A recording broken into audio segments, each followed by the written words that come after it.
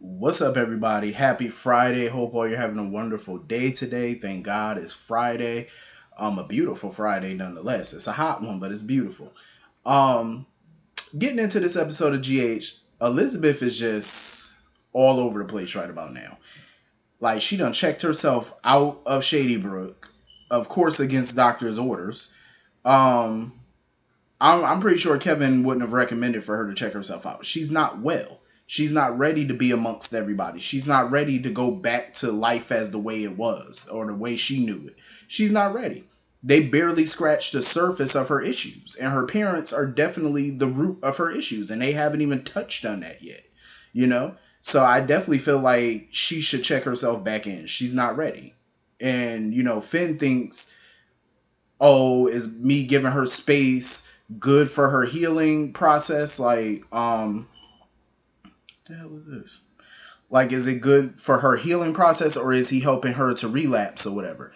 My thing is, Finn popping up every 5 minutes or keep trying to contact her is violating what she asked her, what she asked him to do for her. She asked him to give her space. He has not given her that space like that. Every time he keeps popping up or trying to get in contact, it's like, bro, let her get in touch with you when she's ready to get in touch with you. But you popping up, checking up on her and stuff. I mean, I get it. He just wants to be supportive and stuff, but support her from a distance, like she asked you to do. You know. Um. Then of course Elizabeth popped up at the hospital with her scrubs on, ready to work. I'm like, girl, you just checked yourself out of a damn out of Shady Brook. For the insane or the mentally impaired, whatever you want to call them, crazy folk, whatever. You just checked yourself out the crazy house and you back at work. I was so happy that Britt was like, I. Britt said, mind you, they have a staff shortage. So could they use the help? Yes, they could use the help, but they need somebody who's mentally there. And Elizabeth is not mentally well. Not well enough to be back at no damn work. You just checked yourself out the crazy home. And Britt was not here for it. Britt was like, well, HR pretty much has to sign off on you coming back. And Elizabeth just went off on her. Like, Elizabeth unloaded, called her the bridge, talking about, oh, you just got bridge here. That was funny, though. She was like, you got bridge here. I like that. But I'm like, damn, Elizabeth. Even, like, Terry was standing there stunned. Like, she was shocked at Elizabeth's actions. But I'm glad Terry had Britt's back because that just proved to Britt and everybody else, like, yo, you're not ready to be back at work and we can't allow this. You know what I mean? And Britt told her, she said, listen, you need to go home. You know? And Elizabeth was pissed because she tried to sit here and tell Terry she wanted Terry to back her up. And Terry was like, no, I can't back you up. She was like, I can't. I have to agree with Britt. As a co-chief of staff, seeing your actions, you're not ready, you're not fit for duty. And she's not. And they can't sign off on that without HR signing off on that. And there's no way in hell HR is signing off. Not without an evaluation from a doctor. There's no way. So Liz got to go. Even when Finn popped up at the hospital, he was surprised to see Elizabeth there. And she tried to reassure him, oh, I'm fine. I just want to focus on me and you. I just want to get back to normal. Everything that happened before, it's in the past. It's behind us.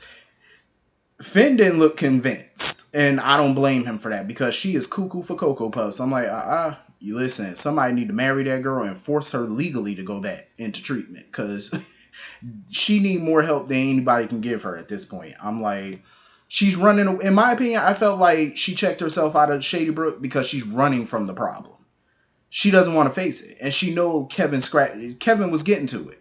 Kevin, when the parents was brought up, her parents was brought up, and she started going into it a little bit about how they just shipped her off and whatever the case.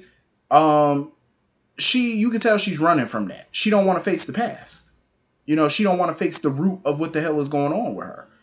So she'd rather run from it and act like everything's peaches and cream, and it's not. You got to face it. That's the only way to get better. That's the only way. But I'm loving this story, man. Cause I feel like Becky Hurst is knocking this shit out the park, and I'm loving it, man. This is something meaty for her to dive into. We're finally really deep diving into her background, and I'm here for it, especially after she's been on the show over 25 years. So I'm ready for her, her story to finally come full circle and we find out everything about the past. You know what I'm saying? Like we find out about her childhood, all that stuff, like what triggers her.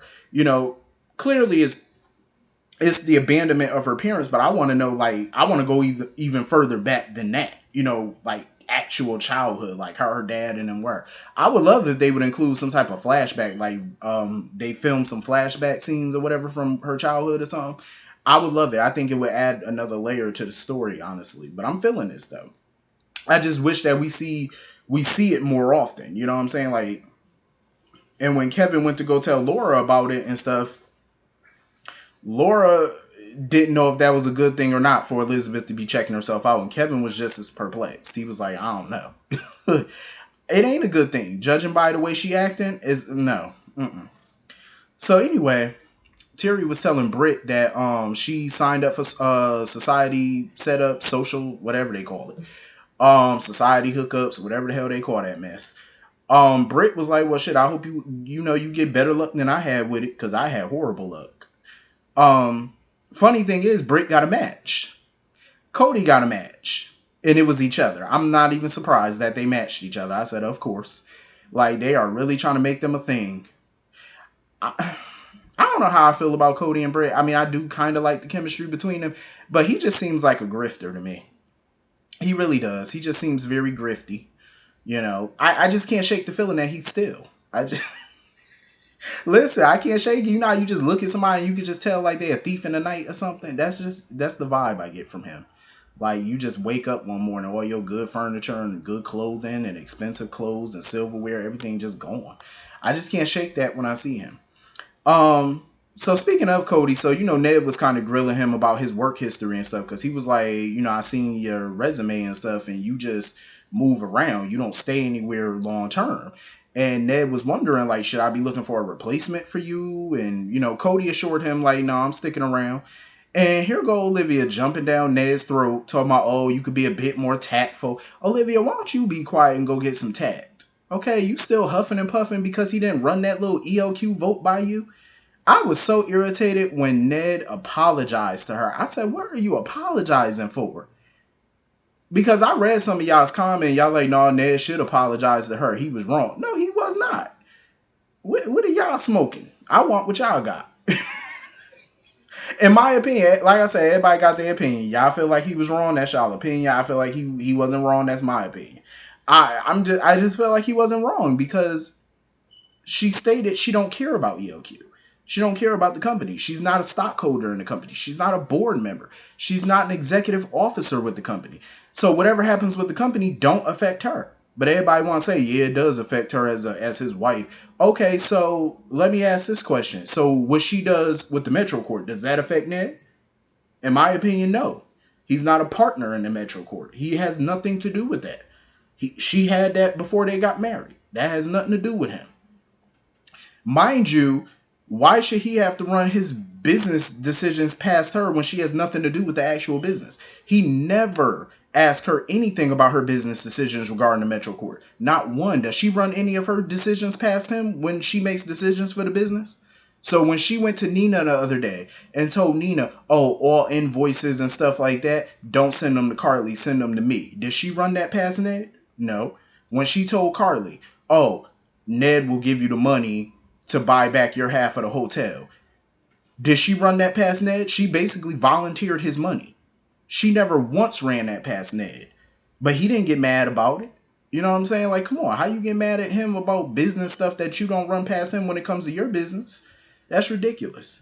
And I was so pissed when he apologized. There was no apology needed, honestly. So of course, she told him about the Carly situation. And he offered again. He was like, maybe we should buy, her half of the Metro Court and give it to her. I said, no, sir. Ain't nobody about to spend no millions of dollars buying a half of a hotel just to hand it to somebody for free. Because that's pretty much what I gathered from that. Like, you want to give it to her? We're not doing that. And Olivia was like, oh, I already offered her that. And she turned me down. See, that's what I'm talking about. You offered it without talking to your man, though. Like, what kind of foolishness is that? Get it together, Olivia. So anyway, moving on from that. BLQ and Chase finally had their discussion and stuff about this whole pop star thing, her managing his career and stuff like that.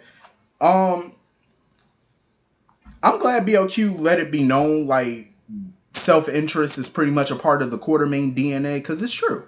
You know, she made it clear that that wasn't her intention to use him, but you know, she thought she was killing two birds with one stone. She can get her songs back from Link, and she can make Chase into a superstar and manage his career.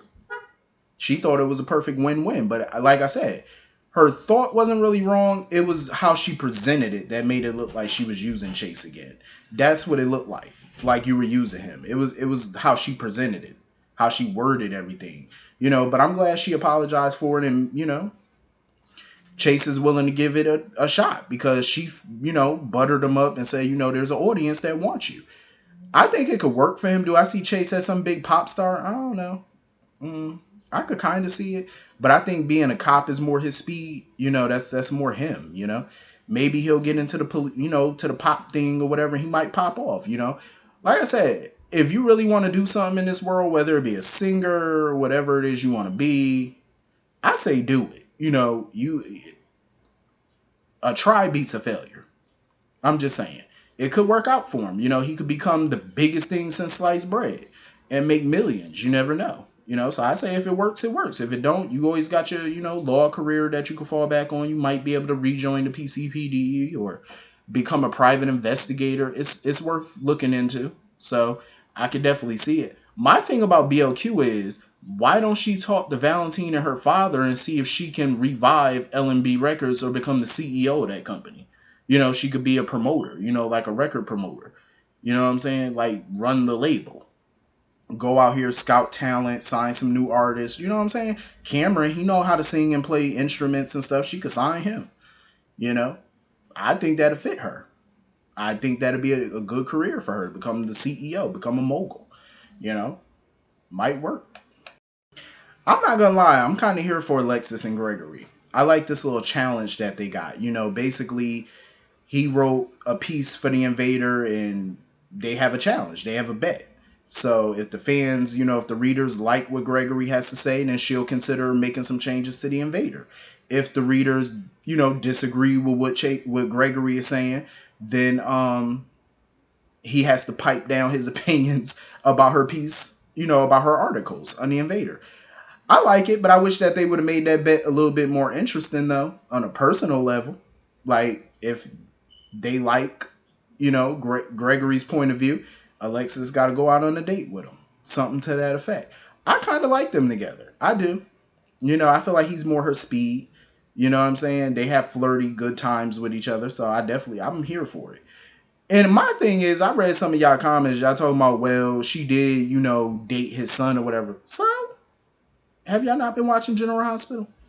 People got children by brothers on this show. Like, and besides, Alexis and Finn, that was like 4 years ago, and it was brief. Like, it was very brief, and it was 4 years ago. So what? You know what I'm saying? Like, people been doing that on this show, other shows for eons. So, I don't really see the big deal about that. It's like, come on now, that ain't nothing new. I'm here for it though. You know, if Gregory and her get together, I'm definitely here for it.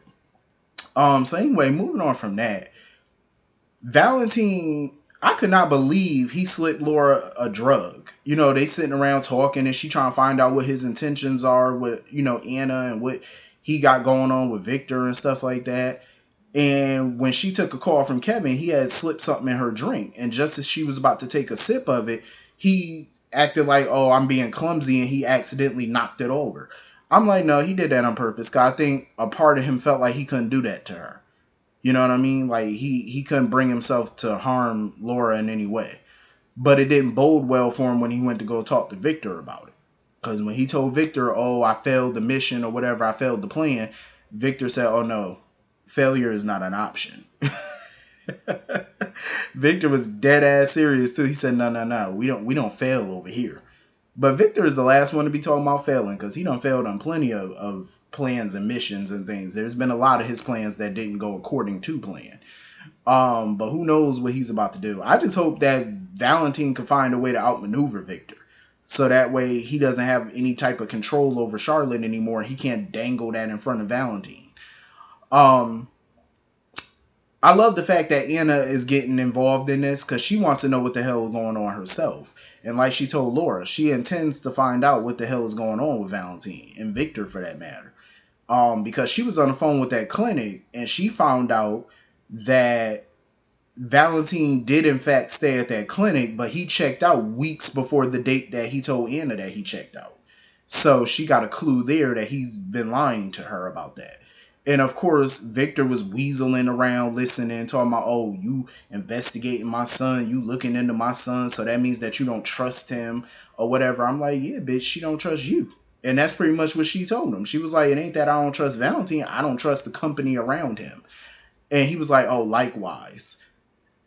I love that little cat and mouse game between Victor and Anna. I was here for it because they was pretty much putting each other on notice.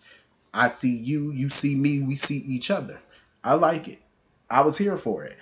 I loved every second of that little game that they was playing because Anna is more determined than ever to put Victor down.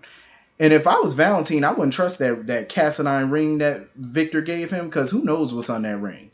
That could be a listening device, a tracker. Who knows what the hell he done planning on that ring. So I definitely wouldn't trust Victor, old creepy ass. Not for a second. So anyway, that was pretty much the whole episode. I was here for this episode though. I felt like it was pretty cool. Hit the comment section. Let me know what y'all thought about this episode. And I will see you all later. Have a great night. Have a wonderful weekend. I'll see you all later. Peace.